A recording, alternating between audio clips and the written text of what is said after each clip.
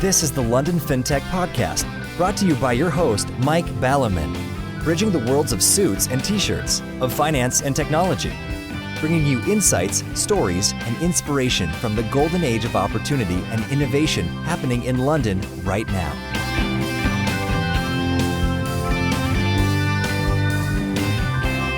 Hi, this is Mike Ballerman, and this is London Fintech Podcast, episode 85, brought to you in association with Archover, Smart Pension and Synchron. And I'm delighted to be joined today by David Clarke, Digital Currency Lead at Positive Money, to discuss money in the fintech age. Positive Money are the UK branch of a global movement to democratise money so that it works for society and not against it. They are working to tackle an issue that is at the root of many of the social and economic problems that we're facing today. The FT's chief economic commentator, Martin Wolf, has written in the FT in support of their approach. Our economic and financial problems run so deep that we need to get to the essence of what money is and how we make it in order to fix these problems. We will get back to how the nature of money is at the root of many of the issues in the show. But for now, we should note that the crash of crashes in 2008, or say the failure of the German Weimar Republic, which led directly to the Second World War, were both failures of money, or at least the monetary system. Additionally, however, our current monetary system of bullshit money causes problems at all times, not just in crises. Historians will write about these for centuries. I'll leave David to explain some of those, but to pick a simple example, as 97% of all money is created by private companies, i.e. banks, whose sole aim is to profit at an individual level, the aggregate monetary creation might not, and indeed is not, in the interest of society. To take the clearest example, as Lord Turner pointed out on the show, for an individual bank, especially given the Basel III regulations, it makes a lot of sense to lend against property. However, for society as a whole, huge increases in house prices have seen them go up, I'd guess around tenfold over my lifetime, massively widening the gap between the haves and the have-nots, both within generations and across generations. Now, what money is much misunderstood. A recent Bank of England paper provided 3 examples of this. As I like to ensure that the podcast can be mostly understood by anyone regardless of background, I need to give more background than usual to get us all on the same page. So, in a slightly longer than usual introduction, I'll give an overview of the origin of money, what it has been and what it is. And then we can continue that thread in the show with how money is created today, what problems that causes, and how central bank digital cash might solve many of them. So, the origins of money. Physical coins first came around in about 600 BC. Cash is from a Tamil word for Chinese money. The word money itself originates from the Temple of Juno on one of Rome's 7 hills. Checks are from an Arabic word and were first used in Basra around 800 or 900 AD. Paper money has an interesting tale attached to it. In the 13th century, Marco Polo had an epic trip to Asia, including meeting Kublai Khan. His epic trip lasted 24 years. How does that compare to your recent holidays, eh? His holiday write-up, which in turn inspired Christopher Columbus, one thing does lead to another, doesn't it, included a chapter on a strange oriental magic. How the great Khan causeth the bark of trees, made into something like paper, to pass the money all over his country. Strange magic indeed, and one that it took centuries to surpass. As anthropologist David Graeber points out, anthropologists have been annoyed with economists for 200 years, ever since Adam Smith in 1776 speculated that money came around following prior barter systems. Anthropologists are annoyed as they have failed to find any evidence for this whatsoever in 200 years of searching, yet it's still in economics textbooks. Rather, in pre-money communities, and there are current examples, for example, David Graeber worked in remote Madagascar, everyone shared and lent stuff, real stuff to each other. Every now and then there was a communal reckoning. The community would get together and reallocate everything to clear the slate, and it would start again. Notice also the biblical debt jubilee concept, where the slate was wiped clean. Compare that to the modern pyramid system of debt, where more always gets piled on top of more, and those at the bottom of the system pay the most interest. Our forefathers knew the awful nature of interest, of course, hence all the religious bans on usury, lending at interest. So why money? The king, for example, owned, or could just take, all the gold mines in the country. Why would he take all that gold, make it into coins, and then ask for some of it back by way of tax? He could have just kept all the gold in the first place. So money actually came in, David Graeber tells us, when large armies needed feeding. And to give an example of that, Alexander's army required 0.5 ton of silver a day to pay. So, types of money. Economists love to say that currency is a store of value. That would be nice, wouldn't it? But $1 a century ago is worth only a cent now. Some store of value. How do we get here? There are three types of money: commodity money, representative money, and bullshit money, or for those economists amongst the audience, fiat money. Commodity money is worth something in itself, for example, gold and silver coins. We then move to representative money. A wealthy 16th century podcaster would have trouble carrying tons of gold around with him as small change, and so deposited it with goldsmiths, who would issue the podcaster with receipts for their gold. These receipts, representative money, could then be used by said podcaster to pay for the necessities of life, such as wenches and ale. The Bank of England was formed in 1694 in order to raise money for King William III's war against France. This is no radical slant from me, it's a direct quote from the Bank of England website. Like the goldsmiths' notes, the crucial feature that made Bank of England notes a means of exchange was the promise to pay the bearer on demand the amount of gold in return for the notes, so we still got representative money. Perhaps the first clear slide into bullshit money was when yet more war led the Bank of England to stop paying gold for its notes between 1797 and 1821, after which it resumed exchanging. They had another naughty dip between 1914 and 1925, after which they gave it up for good in 1931, going off the gold standard. Let's quote Wiki. The gold standard, a monetary system where the medium of exchange are paper notes that are convertible into preset fixed quantities of gold, replaced the use of gold coins as currency in the 17th to 19th centuries in Europe. These gold standard notes were made legal tender, and redemption into gold coins was discouraged. By the beginning of the 20th century, almost all countries had adopted the gold standard, backing their legal tender notes with fixed amounts of gold. After World War II and the Bretton Woods Conference, most countries adopted fiat currencies that were fixed to the US dollar. The US dollar was in turn fixed to gold. In 1971, the US government suspended the convertibility of the US dollar to gold. After this, many countries depegged their currencies from the US dollar, and most of the world's currencies became unbacked by anything, which of course is bullshit money. It's literally worth nothing. A fact clearly shown when some countries, for example Burma and India spring to mind, when the state decides to abolish all or some of it. We still have bullshit money, almost entirely created by private banks, which we'll come on to in the show. But the advent of computers has really turbocharged how much of this stuff banks create, with massive consequences. It's no exaggeration to say that bullshit money plus computers led to 2008. Over my lifetime, the US money supply has increased 40-fold. There is 40 times more money now than in 1962. An amazing stat is that in the UK, it took 300 years for the money supply to increase to £1 trillion, an astonishing mere 8 years to hit the second trillion. And you wonder why there are huge booms and busts and rampant house price inflation in your lifetime, listeners. So, and don't forget, we have got a show to come. Just a little wrap up. What is money now? We all know there's two types of money. We have cash and notes in our pockets and numbers in our bank accounts. But actually there's a third, which you and I won't come across unless we happen to be working in a bank. And here there's a lot of interest in potential and how this might be expanded, including a paper by the Bank of England last year. This is central bank reserves. This is a type of money in its own right, but one which, up until now, only banks have been able to use. They have bank accounts with the Bank of England and settle them amongst themselves.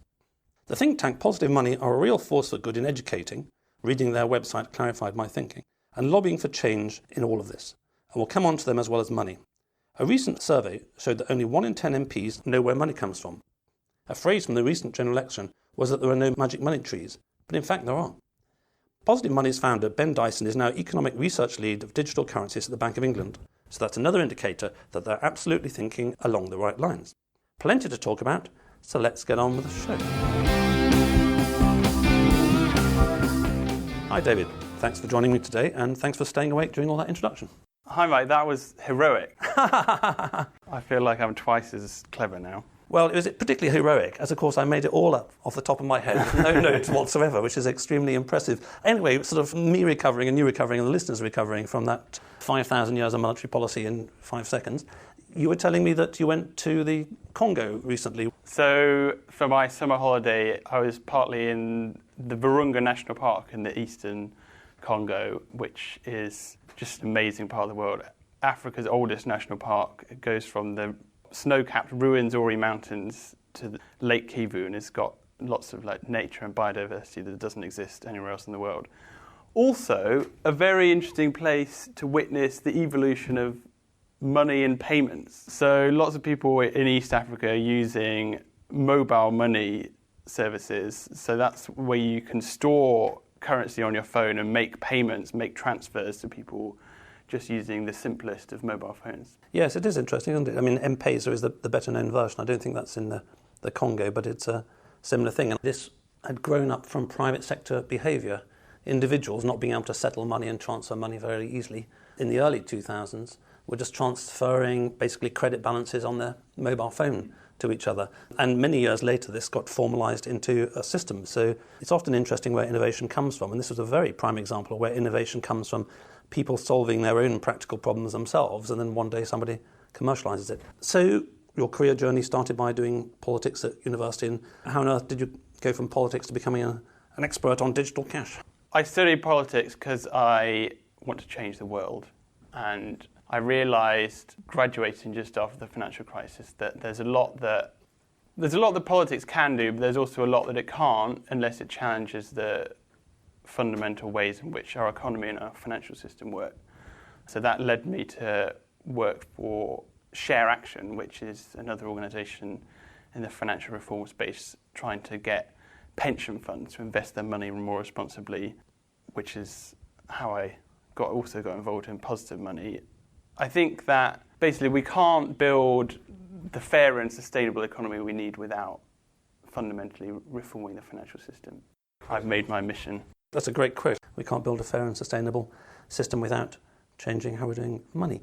Well, let's get into money. There's quite a bit here, and we can only touch on some of the areas. I think the 4 areas in particular that I wanted you to help educate the listeners about were how we do have these, what I call inverted pyramids of money, of debt-based money, how private banks create money at the moment, some of the problems this leads to, and how central bank, electronic, digital cash, whatever you want to call it, might actually solve them. So just on the first one of those, inverted pyramids of money, and just continuing the history lecture theme from the introduction, I was really very interested to read on your website the 1844 Bank Charter Act story, which I think is a really good one, and reading that, it related very strongly to what happened in 2008, albeit in far more complex fashion. So, as you mentioned in your introduction, there was a time when people were depositing their money, their cash, with Goldsmith bankers, and they were giving them receipts, and then people would go out and spend the receipts, which is basically like a way of banks just creating their own money. Gradually, the Bank of England sought a monopoly on the ability to create money, and that culminated in the passing of the 1844 Bank Charter Act. And before we get to the 1844, it's worth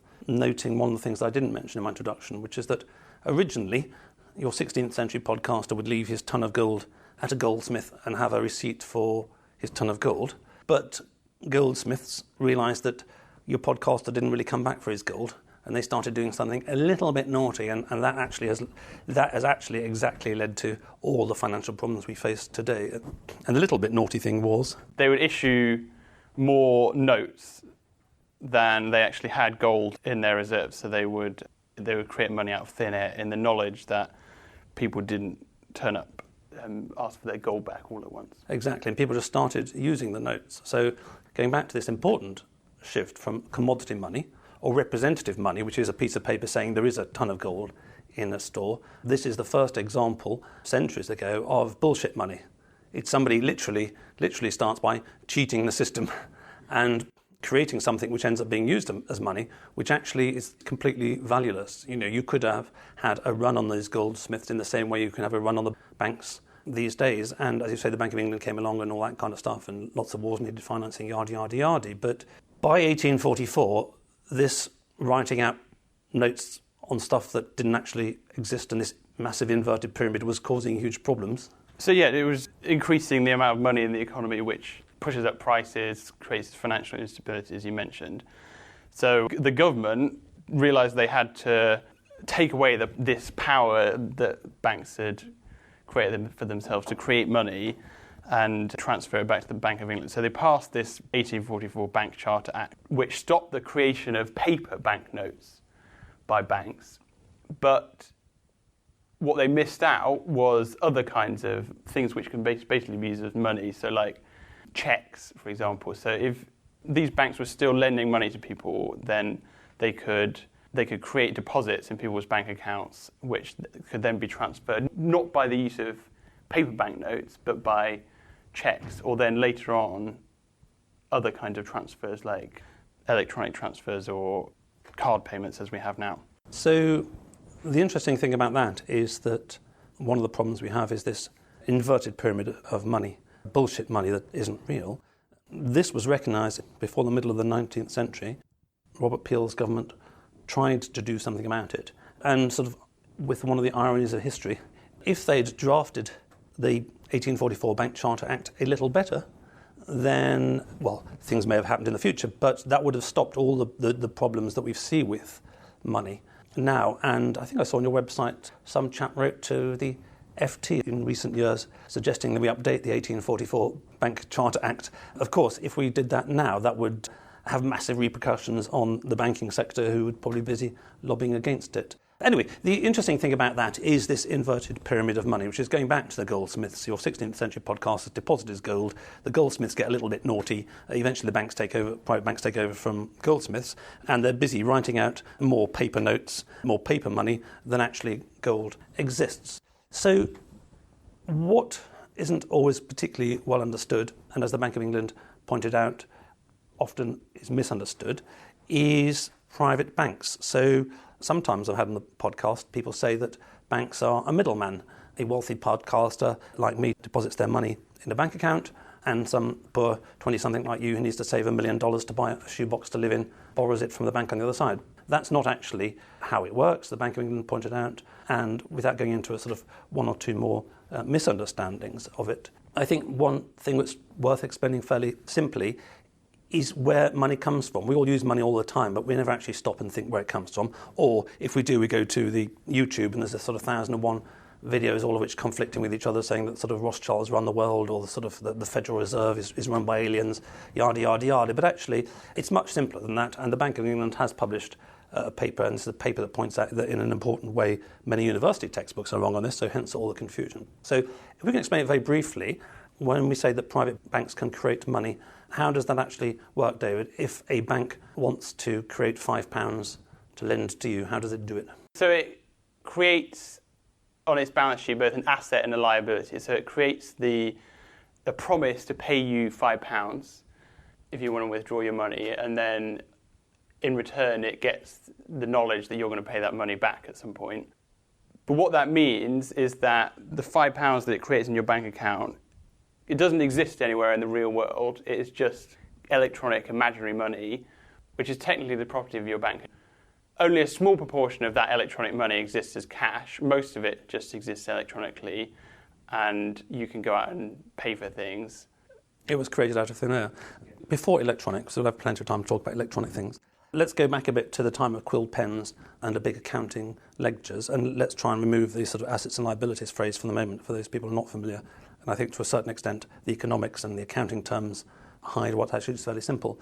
Let's say I am a bank 100 years ago, long before computers, and I've got a big book in it, and I want to lend David £5. I write £5 in the book, and then on a little sort of sticker I wrote, David owes me £5.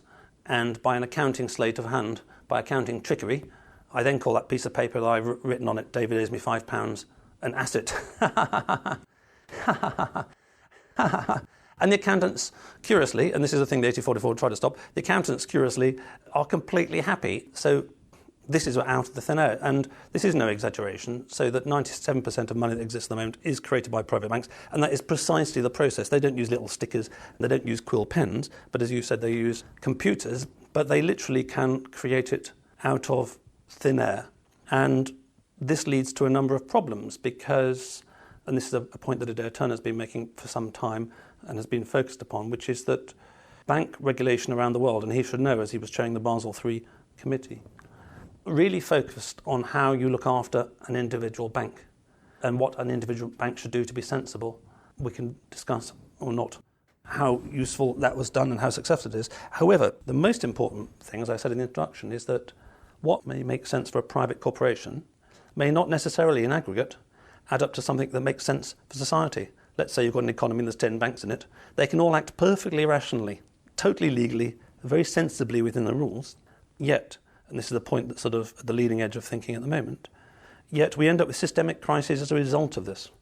So do you want to touch on some of the problems that this private bank money creation leads to? Because otherwise I think it just becomes a bit of an academic, money's created this way, it could be created another kind of so what. two problems basically with the banking system as we have it at the moment is that banks create too much money in good times. As Adair Turner says, like the 2008 crisis was basically a product of banks creating too much money. By lending it. Banks create money by lending it. And most of it goes to the wrong places. So the vast majority of money that banks lend goes towards property and financial speculation. So it's things which don't kind of boost jobs and wages in the real economy, don't create sustainable economic growth.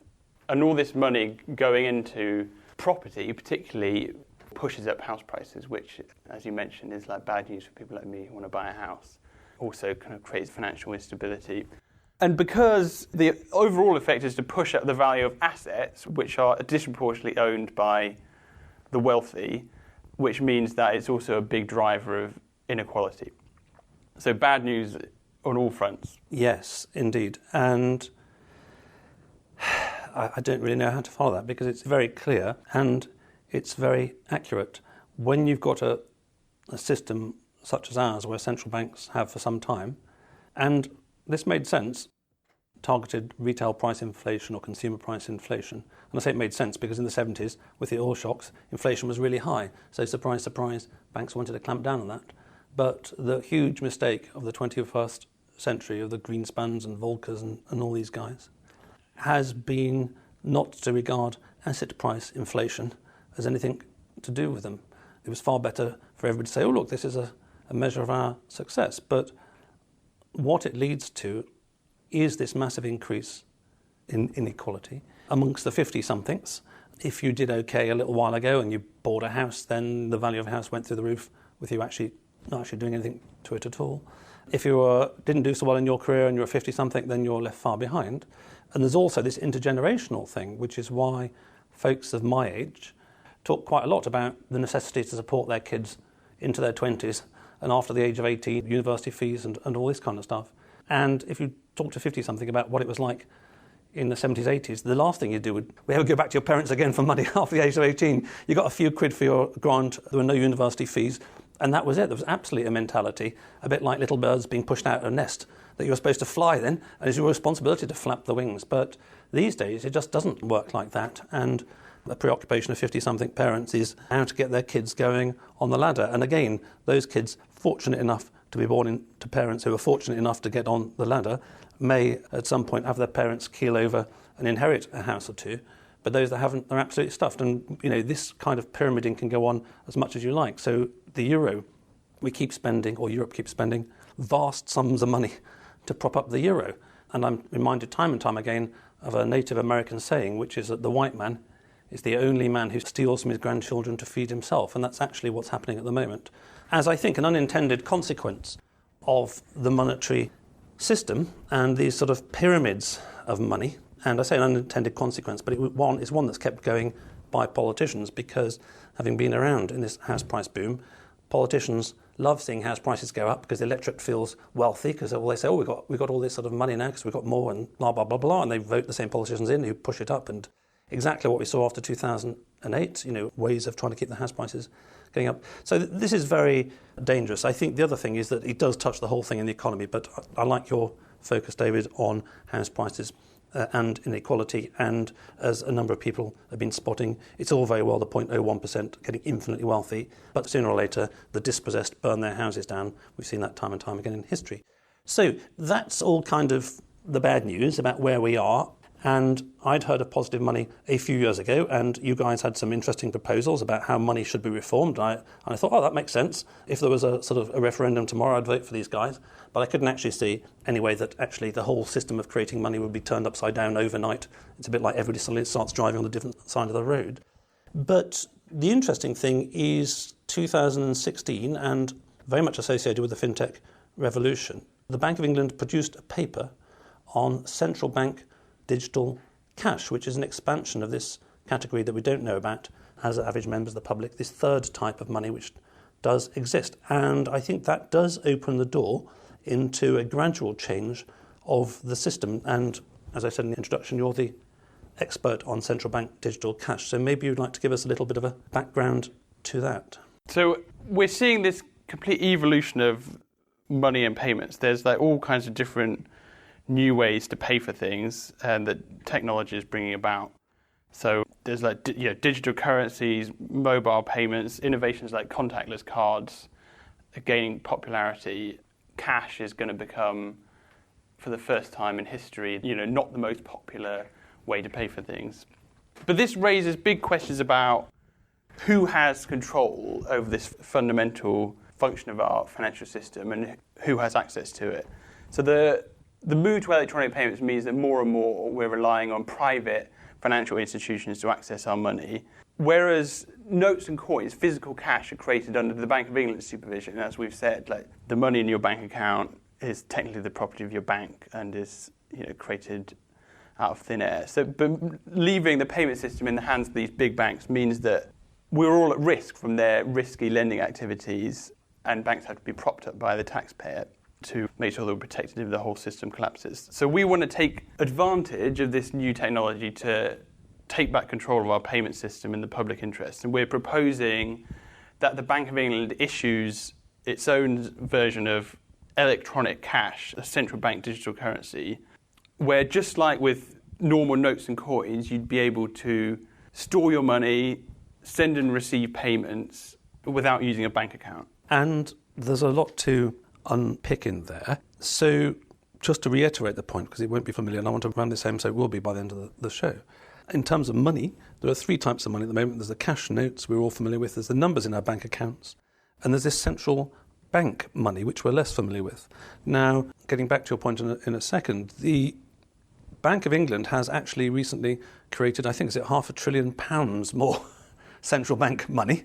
You and I don't see it because it doesn't touch us. It's just to do with banks. And this is, of course, the infamous quantitative easing programme. So the central bank, the Bank of England at the moment, is extremely busy creating central bank cash. It's just been creating it for the banking system and not for the people. So the first point to note is that you guys are not talking about anything that isn't happening at the moment. The central bank has created a lot of this type of money. The interesting proposal comes from this 2016 paper about whether this category should be opened for more than just the banks and should be opened for the people. Now, that can be done directly. So, for example, in theory, we could all have an account at the Bank of England. I don't think the Bank of England will like this because of a whole bunch of reasons, admin and treading on private banks' toes.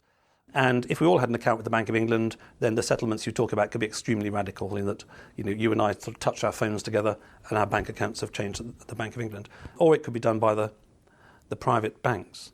This has a number of benefits, one of which is that the quantitative easing, and this is the Bank of England's work again, has itself massively increased inequality as it's pushed up house prices and financial assets and stock market.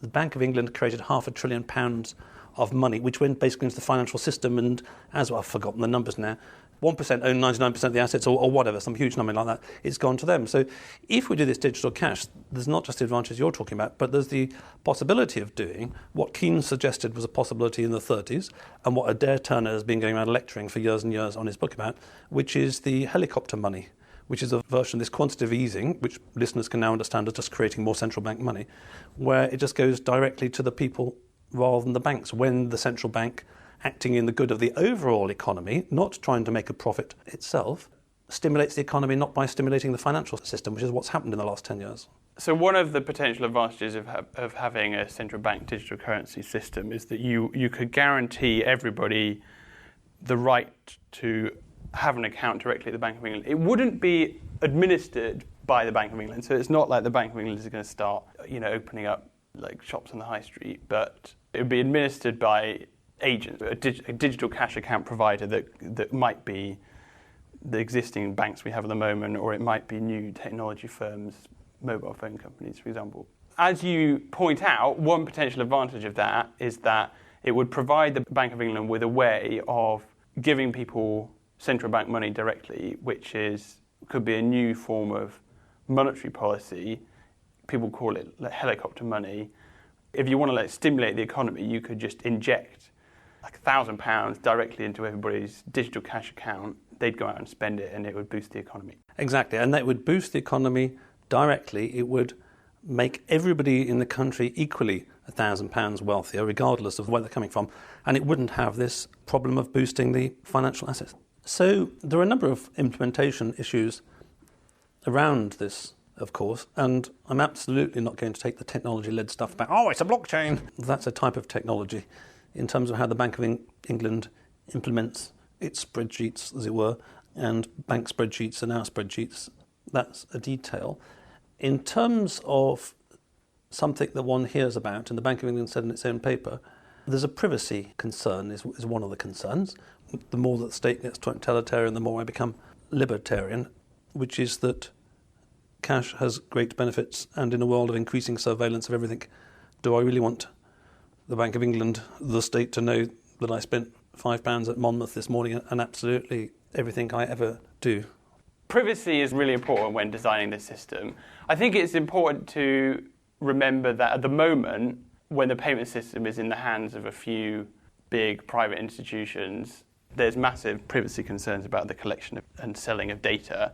It would be a priority in setting up a digital cash system or a central bank digital currency that concerns about privacy are mitigated. So one way of doing that is that if you're worried about the central bank collecting your data, that the instructions issued to the central bank from the companies managing your payments could be anonymized. So all the central bank needs to know is that money is going from one anonymized account number to another. They don't need to necessarily be collecting all the data about who's paying what to who. Yes, so there's lots of ways of implementing this, and like the design of all systems, it's the original intention that matters. So I think what you're saying is that where there's a will, there's a way, and if for the sake of argument the Bank of England wants to start creating small amounts of digital cash as an experiment, it's creating enough of it as it is at the moment, but it's just sharing with the private banks. But if it wants to share it with people, it can start doing that. And if it wants to do it in a sort of way that it maintains privacy with anonymised bank account numbers and all that, it can. I think that more broadly there's a need for more of a society debate around what happens. So the Bank of England had said that one of the advantages of doing a digital cash would be that it could implement negative interest rates. And I have very strong views on this as well. Actually, I view negative interest rates as a complete outrage and yet another tax. It's a tax on your money. And let's say cash were abolished, which I hope it isn't, not abolished, it's never abolished, then negative interest rates would mean that after you work really hard and get taxed on your money when you earn it, you stick it in the bank. And then because cash has been abolished and we've got digital central bank cash instead, then the Bank of England can then set another tax on the money that you have at the moment, which is negative interest rates. And I think negative interest rates are just a symptom of the fact that our bullshit money has got in some sort of such a bloated, unfit state. We talked about the problems with the ways that banks are lending money at the moment. And if you have negative interest rates, you're just trying to make them do even more of it. So it's kind of like, we haven't managed to solve this problem using a hammer, so let's bring out a sledgehammer instead. Yes, absolutely. And I think it's part of this thing I was saying. There was a very interesting presentation that basically said that, for sake of a metaphor, that central banks are spiritually bankrupt by now. They've run out of all the tools. If there was a 2008 crisis tomorrow, they couldn't use their one tool, which is cutting interest rates.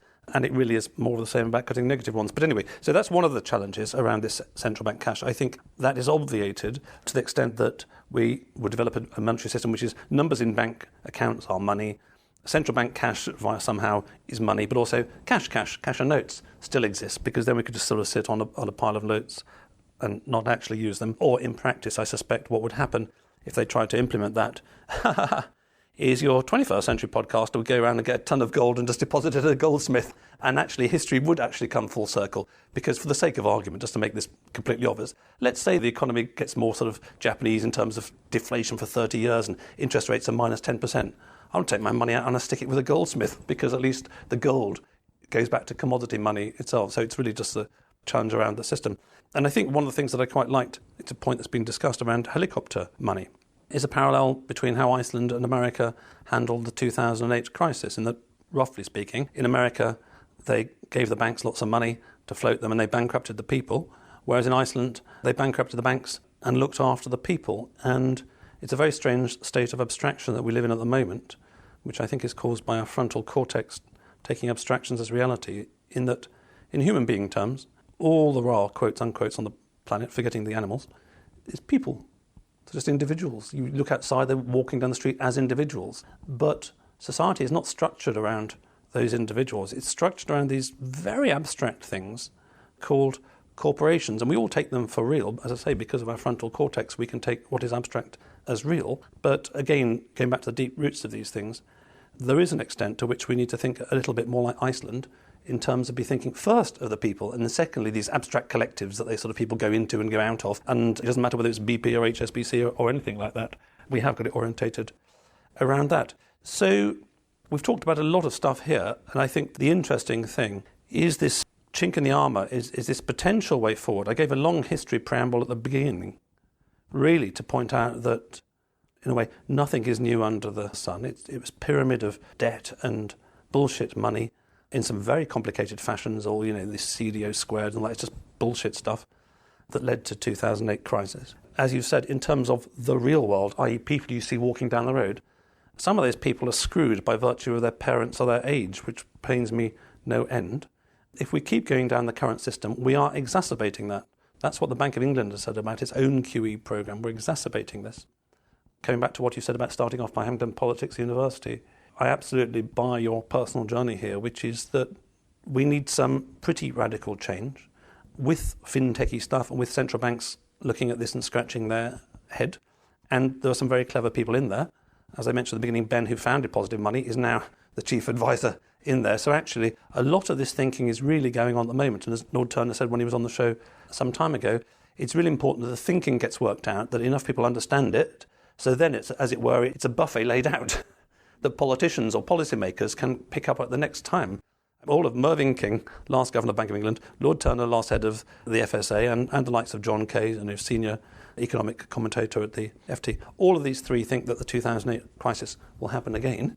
And so we hope that next time around, a more radical version is going to be picked up. Or, if we're going to avoid that, then we need central banks to experiment a little bit more with this, what I want to call non-pyramiding version of money, that a central bank, as part of the state, creates the appropriate amount of money for society as a whole. And I'm not talking about any crazy socialist schemes here. I'm just talking about a simple thing, which is like, in a recession, it doesn't reduce the amount of money. Whereas at the moment, in a recession, the amount of money reduces because the banks call in their loans, and all money is debt at the moment.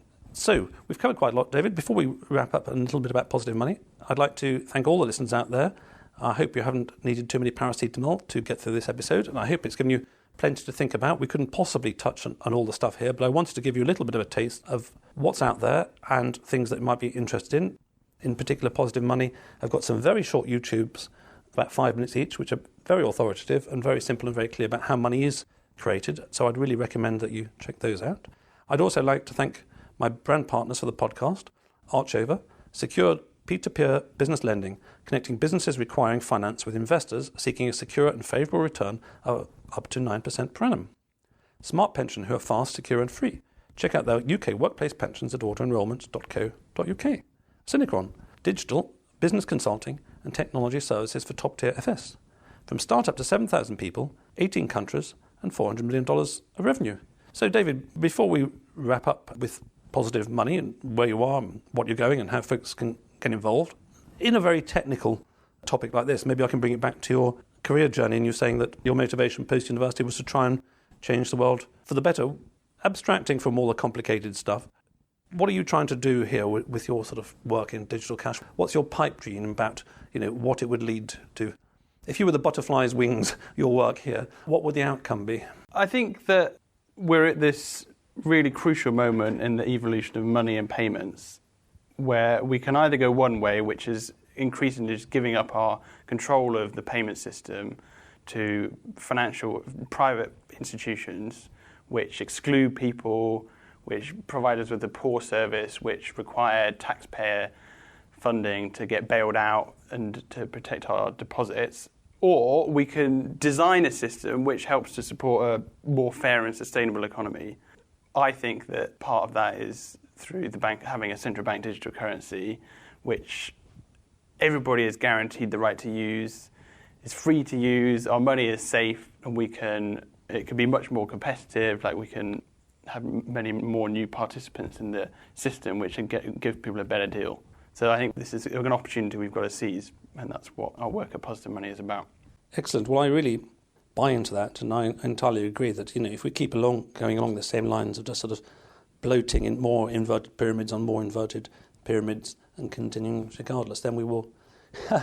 If you always do what you always did, you always get what you always got, and in spades. But I do think, as you indicate, that there is a door opening for something which might diminish this. And we're not talking about scrapping banks or anything like that. We're just talking about the central bank expanding the usage of one of the three types of money and seeing how that goes, and banks carry on being bankers, but in a more stable fashion. And in terms of how this affects everybody, all of us taxpayers had to bail out the banks in 2008. And I've been in the city long enough to remember a system when this is pretty big banks. Stockbrokers were stockbrokers, and merchant banks were merchant banks, and commercial banks were commercial banks. And there's no reason that we can't go back to the future and have a financial system where, rather than some vast conglomerate where private taxpayers are required to back some vast organisations that do a huge range of things and are too big to manage and too big to fail, we go back to a system where it's more speciated, where there are a bunch of banks involved in. They may still be creating money as we do at the moment, but maybe half the money is created by them and half the money by the central bank. And they're kind of ring-fenced in a narrow banking fashion, which everyone sensible I've ever come across wants. And then you've got a whole bunch of folks busy doing the speculation and free market stuff as they wish. But if they fall over, it doesn't matter. The shareholders lose out, but it doesn't impact the monetary base of the economy. So I think this is very worthy work, and I'd like to wish you every success. And just briefly, finishing up with, I've mentioned that folks can check out your YouTube in particular, which I found very good. How else can they get involved? I was very impressed by the number of sort of meetups and things you have around the country and the international network. Yeah, come along to one of our local groups. We've got 30 around the country. People get together, campaign for a more fair and sustainable money system, educate each other.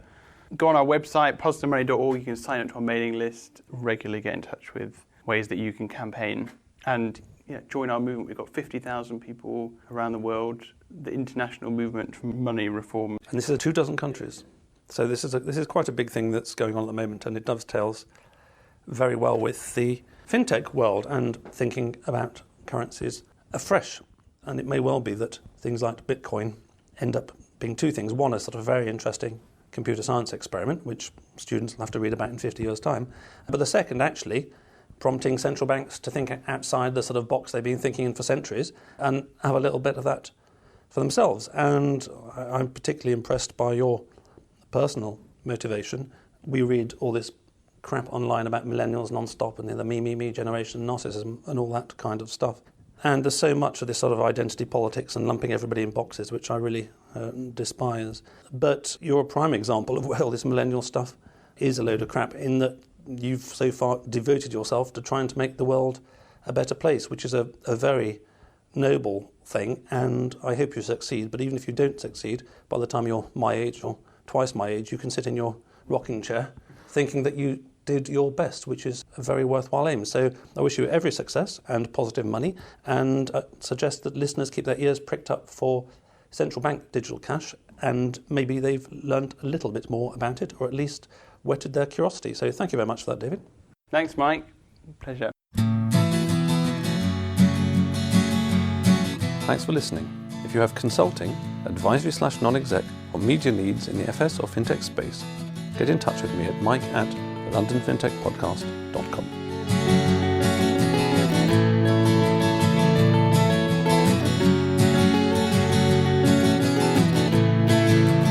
We could sit in a bend there all day, watching the firelight dance, watching the firelight dance.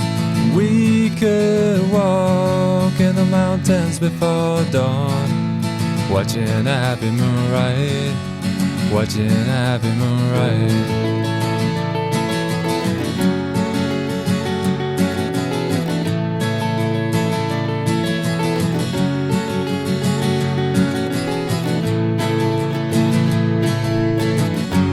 Come away from the city, with the tarmac so dead and the people so sad.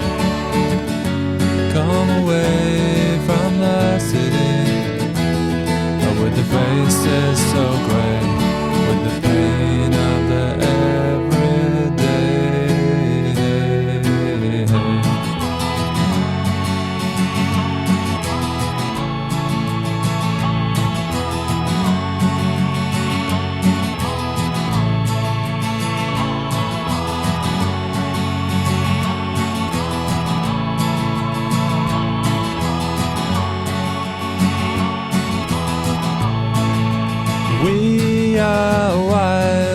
like the mountains and the trees.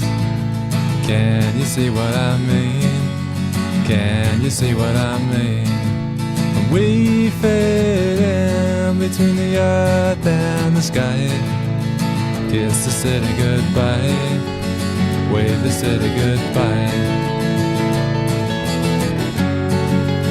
Wave the city goodbye. Wave the city goodbye.